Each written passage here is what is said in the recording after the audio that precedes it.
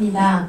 네, 제가 오늘 선생님들과 공유할 연구는 청소년 페미니즘 운동 동향 분석인데요. 앞서 선생님들께서 발표해 주신 내용은 학교 안의 혐오가 무엇인지, 그리고 다문화 교육과 관련된 이야기, 그리고 학교 폭력과 관련된 좀 더 제도적이고 큰 이야기라면 제가 선생님들과 공유하려고 하는 이 과제는 실제로 그러면 청소년들이 뭘 어떻게 대응하고 있는가에 대한 이야기를 좀 나누려고 합니다. 네, 잘 아시겠지만 2016년에 강남역 살인사건 이후에 페미니즘에 대한 관심이 굉장히 커졌잖아요. 그리고 그런 페미니즘의 인식의 확산은 청소년들 사이에서도 이제 크게 확대되었는데요. 그게 어떤 식으로 이루어졌는지 좀 같이 소개해드리려고 합니다. 지난 토요일에 청와대 사람차 앞에서 어떤 일이 있었는지 혹시 아시나요? 네. 네, 스쿨미투 2차 집회가 있었어요. 네, 200여 명 정도 참석했다고 하는데, 저희가 촛불 집회에 참석하는 인원에 비하면 턱없이 적은 수이기는 하지만, 청소년들이 발화의 주체로 거리에 나섰다는 점에서 의미가 있다고 생각이 되고요. 이 청소년들이 주장했던 것들, 요구사항들 중에 앞에 선생님들께서 말씀해 주셨던 대안이 포함되어 있어요. 예를 들면 성폭력 전수조사해야 한다, 교원에 대한 페미니즘 교육 의무화해야 한다, 사립학교법을 개정해야 한다, 스쿨미투 고발에 대한 적극적으로 수사를 해라, 이런 요구들을 하면서 이렇게 막 집회를 했는데요. 이런 청소년들이 거리에 나오기 시작한 것은 지난 11월 3일 학생의 날 기념으로 학생들이 여학생을 위한 학교는 없다라는 제목으로 집회를 한 적이 있어요. 이때는 한 300명 정도 참여를 했었고, 네. 근데 이제 눈여겨볼 것은, 이 집회가 그냥 어떤 특정 단체 하나에 의해서 만들어진 것이 아니고요. 굉장히 여러 개의 시민단체, 그리고 학교 안팎에 있는 학생들이 주도하는 페미니즘 동아리들이 서로 공동주체로 자기들끼리 이제 또 혹은 비청소년의 도움을 받아서 이 집회를 진행했다는 점, 그리고 서울에서 한 집회를 시작으로 대구, 부산, 충청, 인천으로 집회가 확대되었고, 지난 토요일에는 2차 집회가 있었습니다.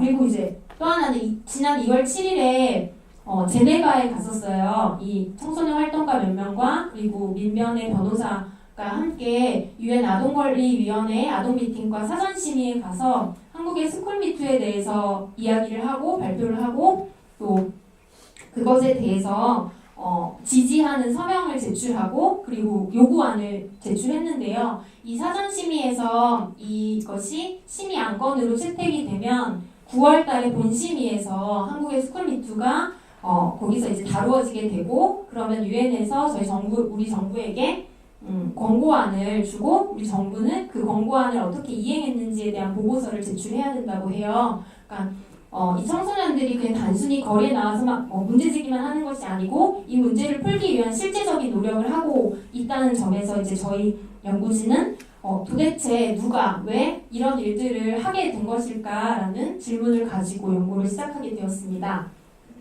그리고 또 한 가지 이제 청소년 페미니즘에 저희가 관심을 가지게 된 이유는요.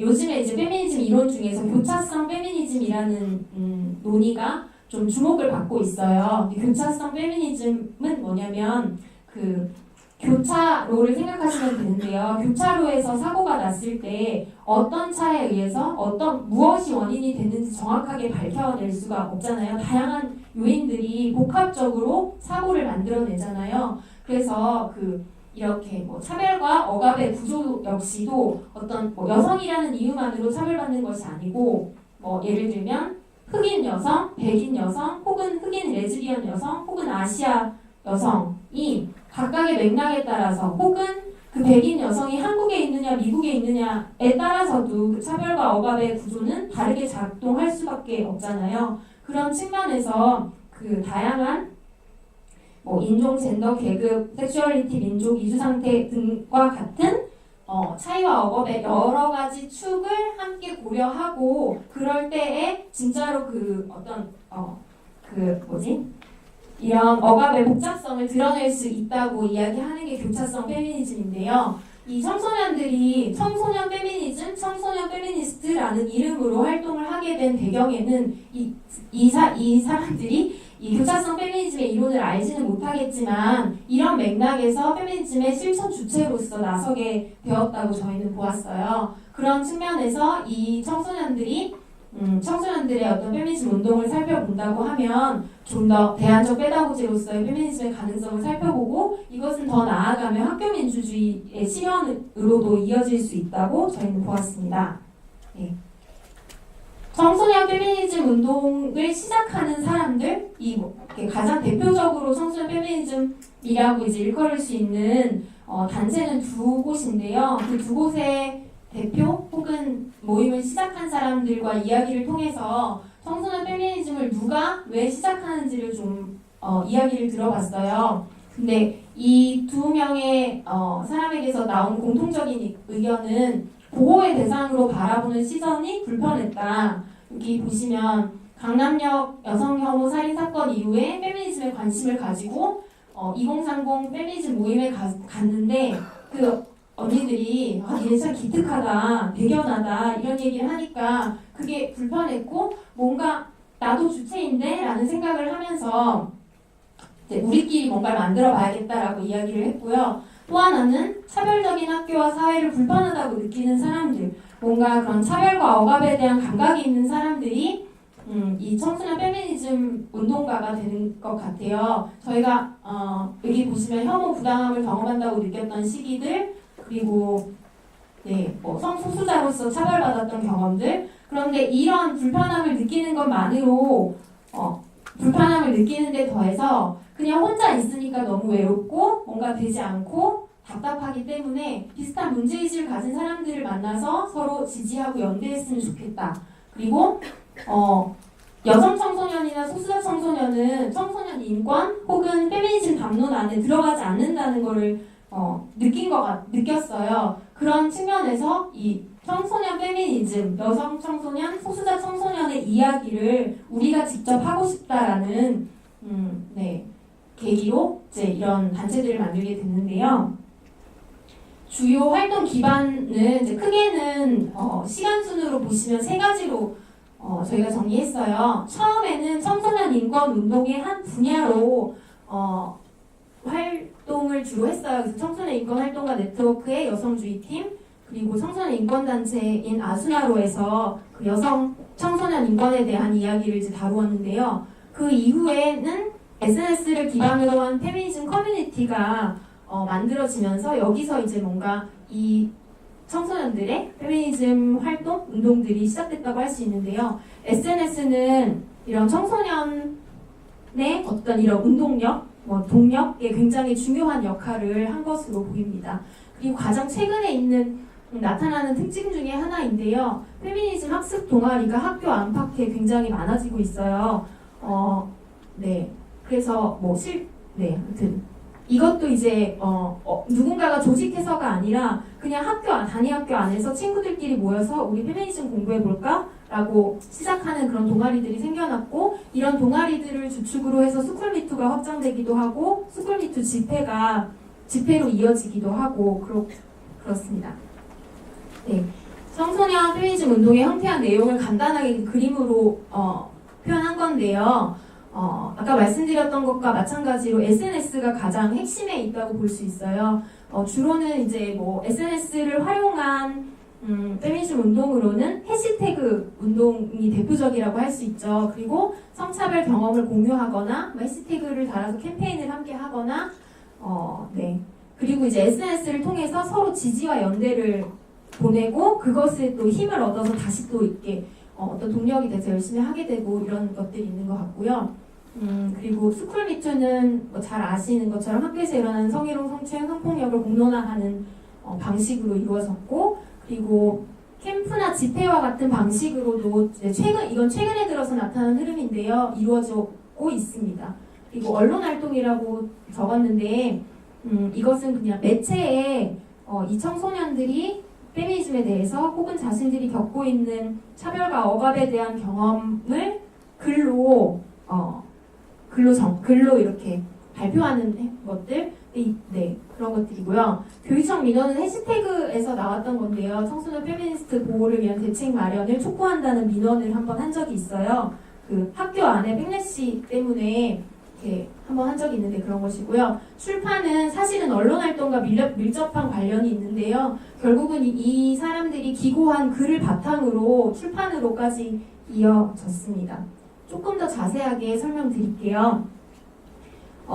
캠프와 집회인데요.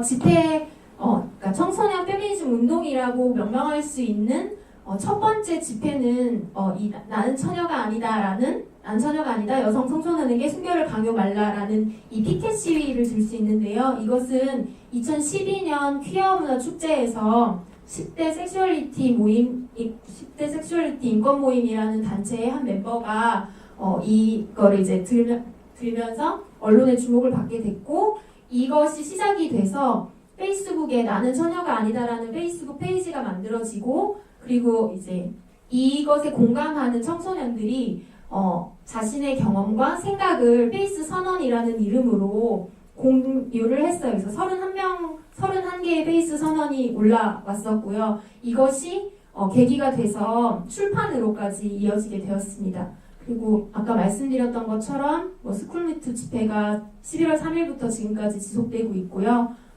자체적으로 학습을 위한 캠프를 마련하기도 했고, 이건 여성민우회에서 주최한 건데요. 10대 페미니스트 필리버스터도 진행되었습니다.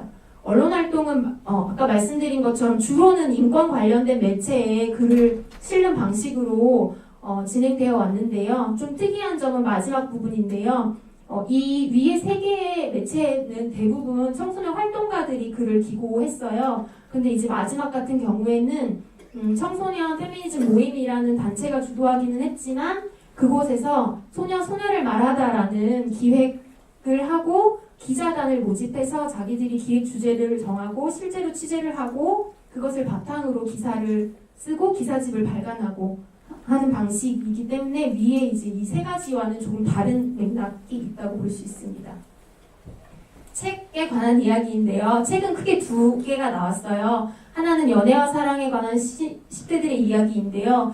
이 책에서 말하고 있는 핵심은 10대들, 그러니까 청소년이 무성적 존재가 아니다. 10대들도 성적 권리를 가지고 있는, 성적 욕망을 가지고 있는 주체이다라는 이야기가 핵심입니다. 제가 이 책에서 가장 인상적이었던 것은요, 마지막에 있는 부록이었는데요. 부록에 제시되어 있는 내용이 그 어떤 성교육 교재보다도 훌륭했어요. 예를 들면 아주 구체적인 피임법이라든지 아니면 성폭력을 당했을 때 어떤 단체에 혹은 어디에 전화해서 어떻게 도움을 받아야 하는지와 같이 굉장히 구체적인 정말로 10대들에게 필요한 혹은 성인들에게도 필요한 그런 성교육 이야기가 담겨 있어서 인상적이었고요. 2번째 걸 페미니즘이라는 책은 앞서 말씀드렸던 언론에 기고되었던 글들을 모아가지고 출판한 책인데요.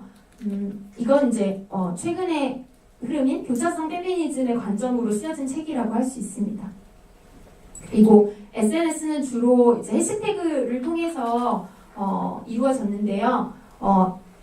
이제 이 청소년 페미니스트들이 원하는 어떤 요구들을 해시태그를 통해서 캠페인을 하거나 혹은 자신들이 겪고 있는 경험에 대해서 서로 공유하면서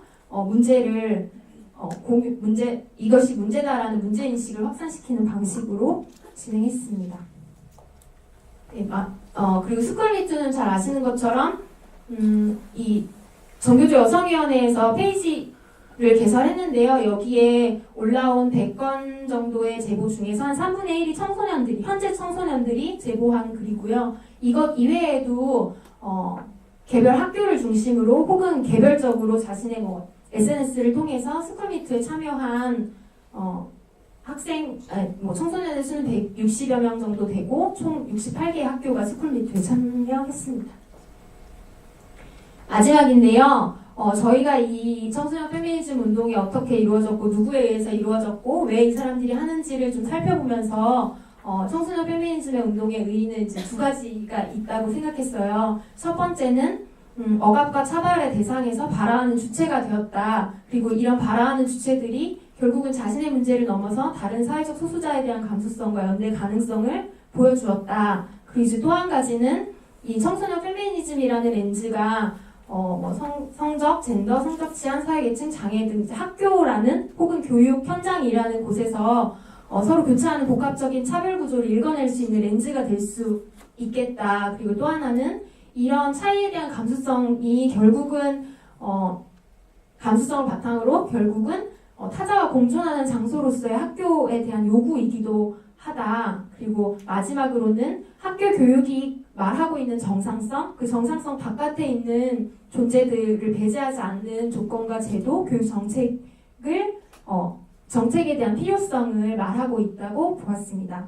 네, 마지막인데요. 이 여성을, 성소수자를, 장애인을, 난민을, 빈곤인을, 소수자를 지우지 않는 교실이 필요합니다. 이 말은 한겨레 신문에서 인터뷰했던 한 청소년이 한 말이에요. 네, 이게 지금 청소년 페미니스트들이 기성세대에게 또 교육 정책을 연구하는 연구자에게 또 선생님들에게 정책을 만드는 장학사님들께 하는 말이 아닐까 싶어서 가져왔습니다. 고맙습니다.